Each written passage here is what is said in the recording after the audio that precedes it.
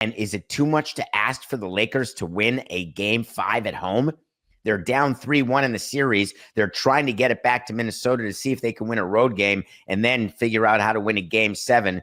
But to do it, you got to win game 5. If I told you that the Minnesota Timberwolves were going to shoot 7 for 47 from 3-point range, what would you say? Game over. Lakers win. It's not how it worked. The Lakers have been eliminated by A-Rod's Minnesota Timberwolves.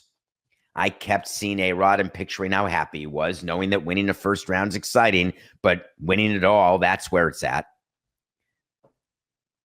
I kept watching the Lakers, saying to myself, my God, they have no interior defense. They have no length. They traded it away in order to get Luka. I kept thinking about Nico Harrison sitting in a bar somewhere, jumping for joy, watching the Lakers stink and watching Luka be ordinary. I couldn't turn away from LeBron James at 40, who for sure is doing things at 40 that I can't do.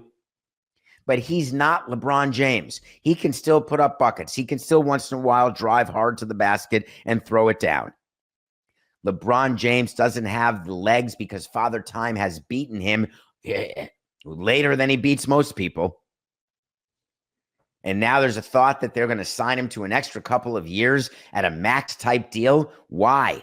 You won't be able to build around him. The Lakers aren't good. Are they going to realize that? Or are they going to do a full Kobe where they reward Kobe for his career? They give him a contract that hurts the ability of the team to perform. Are you going to sign Luka to a max deal, saying to yourself, this is our guy, 25-year-old superstar, all of the craze around that Luka deal. And I am not being full of recency bias to tell you the Mavericks made a great deal. Get rid of Luka. No, I'm just here to tell you that there's a reason Luka hasn't won a title yet.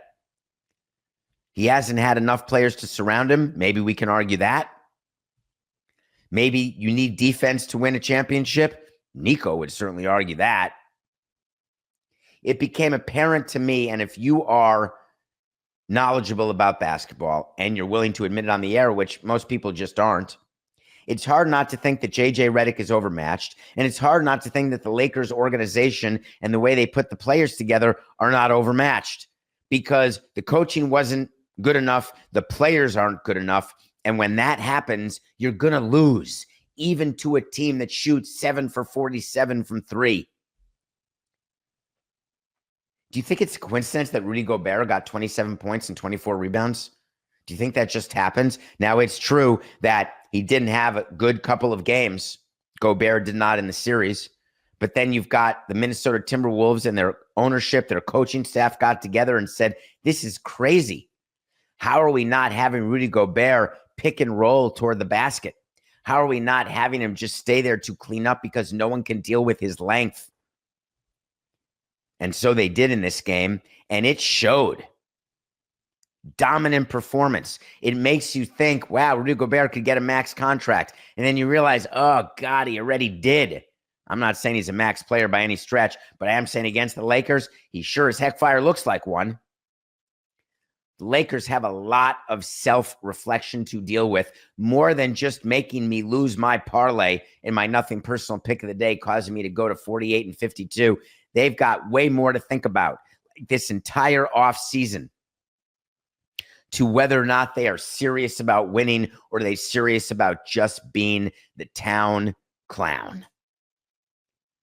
Remember, this is the season that started with Bronny James. Bronny James, who had no business being on that roster. Bronny James, who ended up playing like 4 minutes in 2 playoff games. Bronny James, who mostly was playing in garbage time all season long. You do need people on the end of your bench. I get the Udonis Haslem. I get the Herb Williams. I get it all.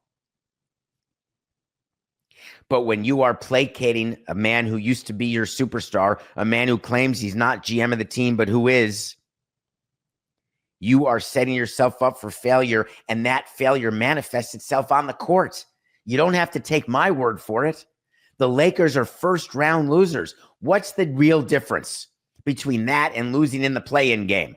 Yeah, they worked their way up to a 3 seed. Big whoop.